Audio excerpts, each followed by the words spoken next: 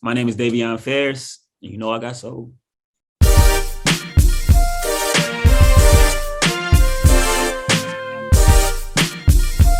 I was just looking back, man. We did an interview like 10 years ago, like way back in the day when you had just did Frozen by Genuine. So like, you Oh know, wow, that's yeah, that's yeah. nuts, bro. And then like a few years ago when your brother was on tour, I bumped into him as well as I think D Smoke, and they were backstage, and I was just letting them know, like, man, like just watching your guys' journey, not only individually but collectively from like the woodworks up until now. It's crazy how you guys are still going, and then Man, like, and this is like just the beginning for you guys. It's pretty cool.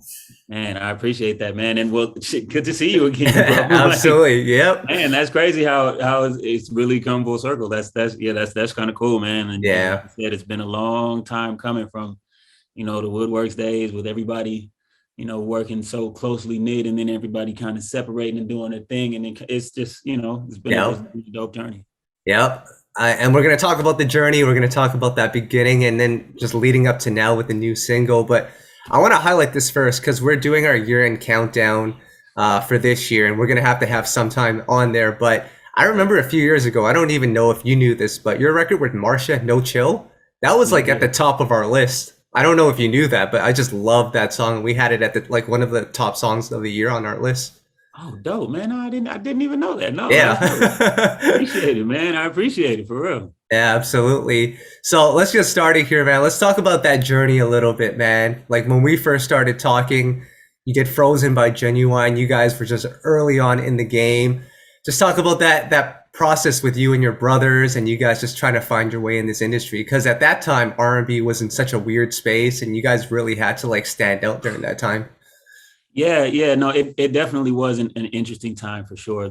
You mentioned "Frozen" by Ginuwine. We actually Yeah, got that was a part of a song deal that we were working with Brian Michael Cox back in the day, yeah, and we did that in a couple of things. We did like some Pussycat Dolls records yeah. and whatnot, and it was interesting because we grew up in kind of a time where it's like a lot of heavy instrumentation and like kind of like old school or whatever, music or whatever, right? Like our parents weren't really super fans of the 90s as much as Right. the early 80s, late 70s, and even 60s. So at the time when we decided, okay, we're going to be R&B, we're going to be R&B writers and producers. I felt like it was a time when R&B was, how do I say, shallow, I think is the word that I'm Yeah, looking for. yeah, Right. It was like not, it wasn't cool to be vulnerable. It was more about, oh, this is what I got. This is how many girls I'm sleeping with. This is, that kind of thing. And it was just like, who could, and that's an art form of its own. I'm of not saying it's course. like, better or worse than anything, of course. But that just wasn't what, the type of music we were accustomed to. So it was kind of Right. like we were out of our element for a little bit. And so it made us really search, do soul searching as Yeah. creatives, because that's for every creative, you go through a period where it's like, why is it that what I want to make isn't Hmm. the thing that's being universally accepted or whatever. But I mean, man, music, I mean, I would have to say Sir was the first one to really like stick it out, and he just continued to put out his type of music. He was like, excuse my French, but he was like, fuck that, like I'm not gonna be, I'm not gonna try to put myself in somebody else's box. I'm not going to try to create like someone else, or follow this trend that I'm going to put out this soulful R&B, this Yeah. heartfelt music, and people are going to connect with it because of that. And he literally paved his own path with that, and Tiffany did the same. Tiffany Yeah. Boucher, cousin Yeah. as well. Yeah. He really, like I said, they kind of pioneered it, as far as the diving right into the artistry. And then you had Smoke. He was already, before Rhythm and Flow, making strides as an Of artist. course. Yeah. Then it really just was, it just showed that he was ready, at that, and that was kind of the best stage you could have given to show, oh, this is a final product. Yeah. This right here is a brand that people are ready to follow.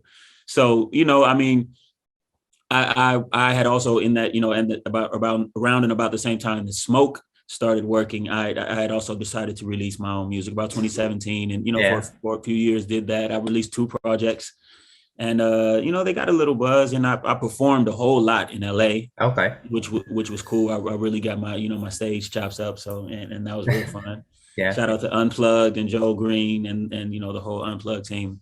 But yeah, I this year I decided to bet on myself and start to submit my songs to film and television, Mm. and that landing a couple songs on the Shy got Lena Waithe's attention, Yeah. and we started having conversations. She placed another song, which happened to be Sometimes, and I have to shout out Big Tank because he challenged me to write a song that wasn't about love or relationships, and Right. and that's where Sometimes came from.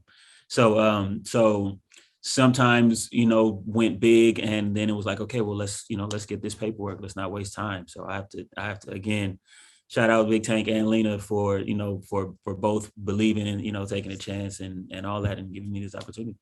Yeah, and I love the record. It's so heartfelt, and it's just like I feel like we're at a time in R&B right now where you can write about anything. Like you're not boxed into writing about a particular record anymore. Do you feel Right. like you kind of work better in that way? Absolutely, Yeah. absolutely. I because for me, it's if I'm not writing from my own personal experience, I'm writing as an empath from somebody else's, experience or stories, or what I might, it might be something I hear on Instagram, or a story from a friend of a friend, or whatever it might be. I'm just someone who's in tune with, who's comfortable with being in tune with, my emotions, and as an empath, I feel what other people are going through, so I can I can understand what that is, on an emotional level, Yeah. and then and write from that.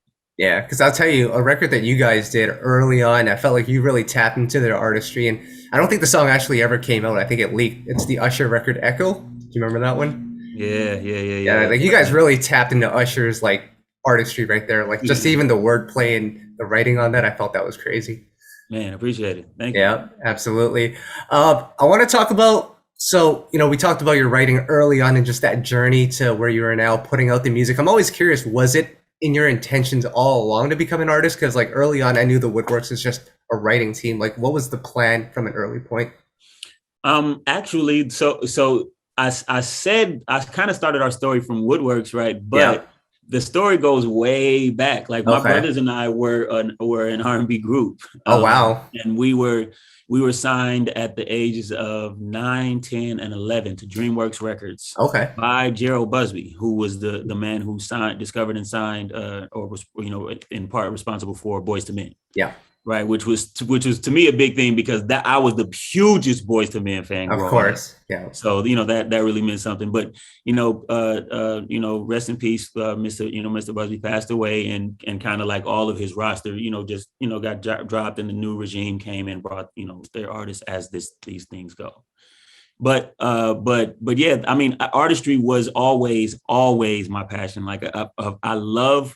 It's really, honestly, at this point hard to say if I love to sing or create more. Like I love that moment when I create something and I have a gut feeling that it's special. Yeah. That is an amazing feeling. But I guess singing that song that you made on stage, yeah, that is the Of best. course. So, Absolutely. so that's Yeah. what it is. But that's also why I take pride in making my music. Like I don't accept songs. You know what I mean? Right. That's not something that I do. If the most I'll do is a co-write, and I don't do a lot of those. I really like to make my music. Right. Even if it's, and even on the production side, like I'll start a beat up, lay some chords, maybe do a light bass line or something like that, and then call in some instrumentalists to help me finish it. Yeah. Kind of take me, man, through your journey. Because I can only imagine during this grind, because it's been a grind over the last few years, you've been putting out music. It might not reach the people right away. It's going to take some time. Your brother caught on, D Smoke catches on, and it's just like, okay, things are starting to happen now, which is great. But there's that period where it's just like, man, is anything going to happen? Like, take me through that period. Like, that's discouraging for a lot of people. And like, you kept putting out music, which takes a lot of effort in itself. Like, take me through that period. I mean, it's an interesting thing because you have to not let your ego, kind of get in, and because that's really what starts to bother people, when you go Yeah. start to question, like, am I good enough? I'm like, nah, for me, I understood that the industry happens in waves and cycles, right? So Yeah. I understood that I was making music because I was making like similar music, similar to what I'm making now for a while, like just kind of Sure. working, like craft, working and mastering it, I guess you could say. Yeah. And I understood that I just had to kind of wait for the time when it was, when it was making, when it was really starting to be, accepted, like I said. I watched my brother do his thing. I'm proud of my brother. Yeah. I love my brother. So it's there's not like what some people might have to deal with is some level of jealousy, but Yeah. I'm not gonna be jealous of my brother. That's my brother. Right. Every Yeah. ounce of success that he has, I'm happy for it, and I'm hope that he reaches a new level. You feel me? So Yeah. so so so that so for me, it was just like shit. The further he goes, then I know then there's a weight behind that motherfucker. You know what I Yeah. mean? Yeah. So I mean, yeah, for me, it was just about understanding that my time is going to come and I have to be consistent with it. Mm. Not to lay back and like stop writing songs or Yeah. whatever. And I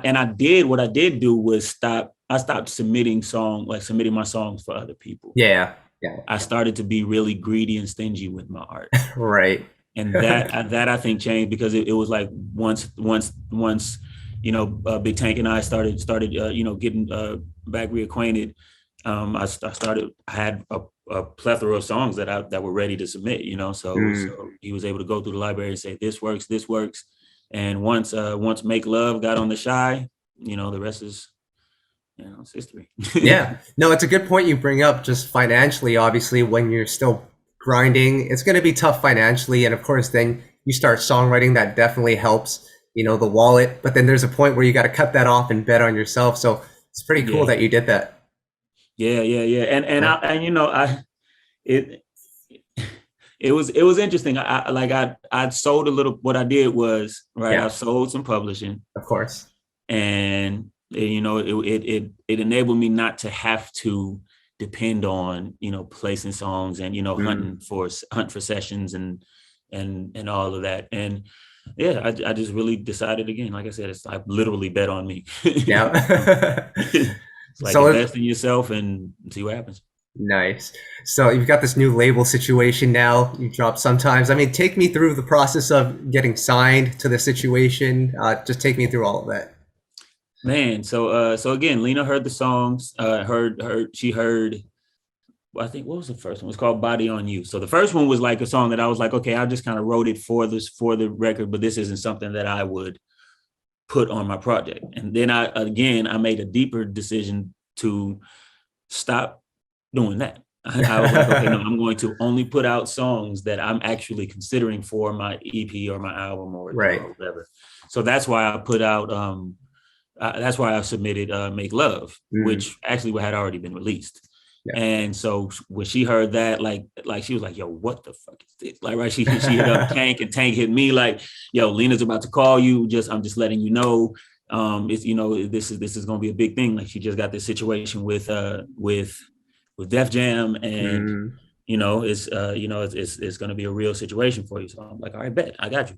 Yeah. So it took like a week, I think, from when he told me to when she actually reached out. But she hit me on the gram like, yo, let's, I want to sit down and talk about whatever you have going on and see how we might be able to help. So I'm like, well, shit, that's that's what's up. You know what I mean? Like, she's like, yo, she's well respected. She's a visionary. She's a dope artist in her own right, Yeah. And so to have somebody who's in that position to really, believe and be willing to take the risk. I was like, yeah, I'm down. Like let's go for it. And just to be straight up, the deal was good. We didn't have to haggle and shit. Right. It was fair Yeah. to both sides. And it was ready to go. Like I already have the project ready. Like we have like one song to work some things out on, and then the project is done. So Nice. and then the album is already in the works too. So yes, sir. Nice. Man, I'm That's excited, man. Man, how does it feel knowing that you're finally going to get a chance to put out music on a major platform and it's going to be pushed in its proper way? Because you've been putting out music for years and it's just like it's going to reach the people it needs to reach, but now with, a machine behind you, like that must feel pretty good. Absolutely, absolutely. Yeah. One of my mantras is I feel supported, and I feel I feel supported. I feel understood and supported. Yeah. And that's something as an independent artist, that's something that you typically don't have. Yeah. And like you have artists out there that are like literally they're everything. They're their management, they run their social media crazy, they book shows and tours and all kinds of shit, and that administrative side that they have, that's kudos to them. It's amazing. That wasn't my strong suit. I'm really good at making music. You know what I mean? So it's dope to have somebody who, like my management, Greg Johnson, over Range, and then of course Lena Waithe and Hillman Grad and Tebbs and Albert and Donna and then Def Jam. You know what I mean? And I still have to go in and make some personal relationships there, but already they've shown me a tremendous amount of love and support, so I'm really excited and appreciative and thankful. Nice. Now let's talk about the music that you've been working on. You've got the project completed and now you're going to be working on this album. Like just what can we expect here? Man, we can expect some real stories. We can expect some more heartfelt content and music that resonates with the heart and soul, like, and a lot of live instrumentation. Like that's my thing. Well, I like to use horns, live bass, Rhodes, piano, all of these things. You're gonna hear a guitar. Oh, I love the guitar. You know what I mean? Yeah. So you're gonna hear a lot of that and a lot of singing, man. I feel like there's a lot of rap singing going on, and again, nothing wrong with it. I'm not saying anything is lesser or better, because it's like if they can do the shit that's the shit that I don't do, and it's dope. Like Blue, what's it, Blue Vandross? Yeah, he's fucking dope, bro. You know what I mean? Yeah, he's not a churchy singer. What he does is amazing. So what I do is I sing. And I take pride in it, and I love to do it. You know what I mean? I really, really love to be out there on stage, and so you're gonna get a lot of that. No, that's amazing. I can't wait to hear it because I love the singing. I love what Sir does. Love what you've done for a long time. So that's going to be super cool. I want to take it back to, we talked about your journey, but there's a really important piece of this journey. And Tyrese actually spoke about you recently. And one of the things he said was that he doesn't feel like he's made it until you blow up, which is super cool. And like, obviously you were part of the whole Black Rose R&B Bootcamp. And I talked to Sir about this as well. And it's just, I feel like that movement, that moment, that doesn't really happen in R&B anymore because the budgets aren't what they used to be. Like, just take me back to that time, just creating that album, creating all those songs. And you have an amazing song on there. You just inspired me just now, because I'm like, dang, should I do that for my album? Yep. I think I might. I think I might.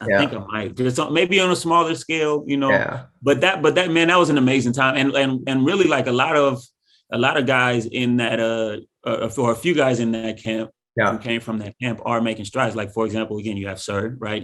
Sir and I were engineers in that camp. We weren't there as we weren't there as writers. We weren't brought in as writers. Yeah. But what we did was we worked. We approached Tyrese. Well, first off, on the way out to Arizona from his house in Woodland Hills, we stayed up on the bus. We played our records for the producers while all the other writers and them slept. So the producers knew that these can write. They can make some fucking good R&B. So that was dope. Just building rapport with the producers. Then once we went out there, we hit Tyrese. Like of course the producers were hyping us up or whatever, and then we pulled him to the side and was like, hey, we write. Is it cool if we submit songs? He said, as long as you do your job And you're mixing the records, you're recording. If somebody needs help, then when everybody's done, then for sure you can write records. So Right. for a month we worked 20-hour days, and it really developed us though, seriously, and we made some dope relationships and earned a lot of respect. I ended up with like 7 songs on the album. I think Sir ended up with like 3 or 4 or something like that. And then my boy Kenyon. Yes. Kenyon. And I know y'all know Kenyon. Yeah, Kenyon of Dixon. Course. Dude, he's one of the ones who I was talking about, who's like one of those artists. Like he is a master at the creative writing, producing, singing, arrangement. And then he does everything on the business as well. Like, he's touring and singing background and putting out his projects and social media. He's amazing. And he also, again, was from that camp. So man, Tyrese definitely has an amazing eye for talent, and when he believes in something, he gets behind it. So that was an amazing opportunity for all of us, and it definitely started, it started some great moments.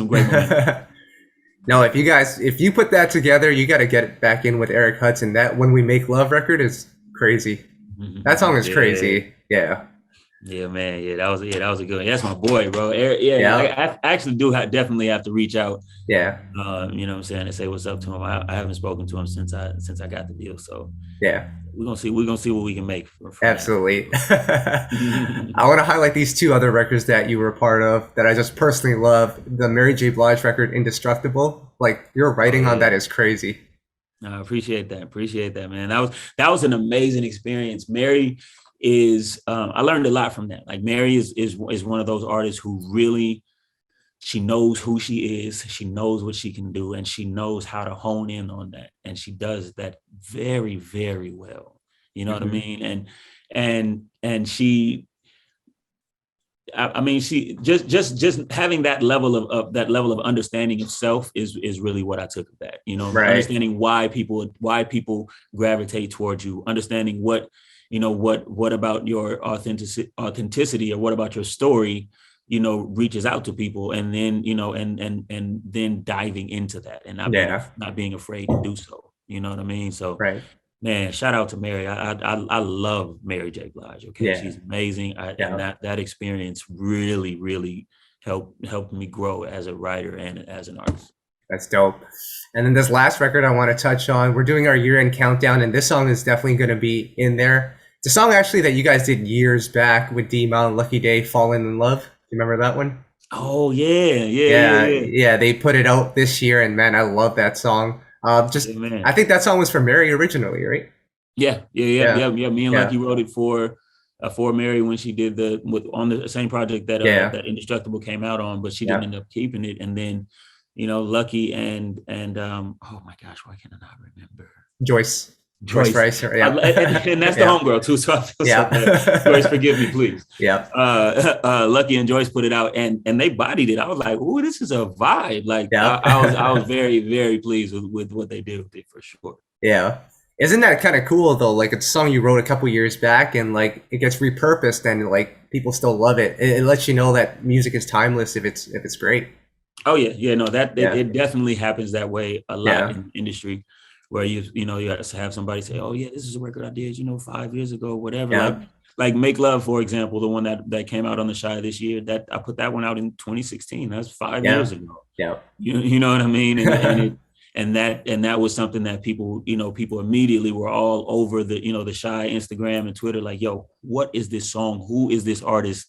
It went big, and it happens a lot like that. So you just have to know that that's a part of trusting the process, right? Yeah. Knowing that sometimes your art is the moment for your art might not be exactly when you make it, but make it so that it's ready. You know what I mean? When the time comes. So. Yeah, that's dope. And lastly, I gotta ask, you've been on this journey now for 10 plus years. You've probably wanted to throw in the towel a couple of times. Like, how do you get yourself out of those dark moments? Because there's a lot of R&B artists out here right now, aspiring, emerging, or even veterans. They're thinking about throwing in that towel. Like, what do you tell them to just keep them on that path of just keeping the course?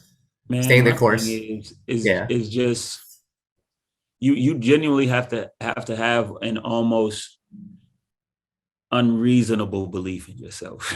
Yeah. Like we don't want to be delusional, Hmm. but you have to know that there is a space for you, and you have to know that you have to work so that if you stay ready, you don't have to get ready, right? And I mean, that's really what it is. Yeah. I've sung my first church solo at 5 years old. Like I've Right. never ever wanted to do anything else. My Mm. grandmother sings and plays piano, and my uncle and two out of my three uncles, sing and play an instrument, and my mom sings and plays an instrument. It was I was bred to make music in Right. a way, Right. you know what I'm saying? Like That's if you look at dope. it that way, like Yeah. it was passed down. And not just because that only speaks to the talent side of it, but I worked my ass off. You Yeah. know what I mean? I put in way more than 10,000 hours. You know what I Yeah. mean? So Yeah. believe you me, it's like when you see an athlete, like people misunderstand athletes' confidence. They're not cocky because they just believe that they're just some God-given amazing. No, it's like, no, dude, if I work out ridiculous, I Yeah. put up 500 shots a day. I Right. do dribbling drills and I run crazy. I'm fucking ready for this. That's Right. that's that's what it is. It's the same type of thing. Excuse my, I'm passionate, but that's what it is, bro. Like I write mad songs. I listen to mad music of all kinds. Right. You know what I mean? I grew up seeing the best of the best, watching my uncle Andrew Boucher, and he played bass for Shaka Khan. He was Okay. Shaka Khan's MD. He played bass for Prince. Um, um, Anybody you can think of, I guarantee you, he's played for. Right. And he used to put on this live music show called Praise Connection, and he would invite all of the dope A-list musicians from wherever, and they would play on Sundays. I think it happened like once or twice a month. Yeah. And me and my kids, me and my brothers were kids, Yeah. but we saw the best at every single instrument and vocalist Mm. twice a month, dude, for like 3 or 4 years. You know what I Wow. mean? Like that, it really shaped. And so I believe in myself, Yeah. not because I'm cocky or because I got a big head or just because it's mad ego. No, because I live and breathe music, Mm. and I love this shit. You know what I mean? So that's what it is. Like know yourself, and be honest. If you feel like you have the talent and or work ethic, just whatever right combination of the two, Yeah. and keep working. That's my only, that's what I say to everybody, for real. And whether or not they believe me, it's like, dude, keep working. Like I've been Yeah. doing this shit for, I signed my publishing deal in 2007, bro. Yeah. You know what I mean? Like I've been doing this shit for a long time, and I just got a record deal. Yeah. Yeah. Because you don't get dope overnight. You gotta grind. You gotta work. Absolutely, Yeah. absolutely. And then even when you're dope, don't expect for your number to just instantly be called, because it's Right. other dope motherfuckers who've been waiting Yeah. and been working. You know Yeah. what I mean? So you just have to be appreciative when your time comes, and work your ass off so that you know that you deserve that spot that you got. And that's where I am. That's dope. You know. So Davion, new record sometimes is out. You've got the project coming soon. What else can we look forward to? Anything else that you want to add on? Yes, sir. We have the next single that's going to come out in February, is entitled "Bad Guy." Okay. I did an acapella performance of it, or I'm sorry, not acapella, but an acoustic performance of it Right. Okay. this past Sunday, and it was really, really, really dope, man. Nice. I'm confident in this record. I know, I feel like people are gonna feel it and understand it, and appreciate the vulnerability and the honesty in it.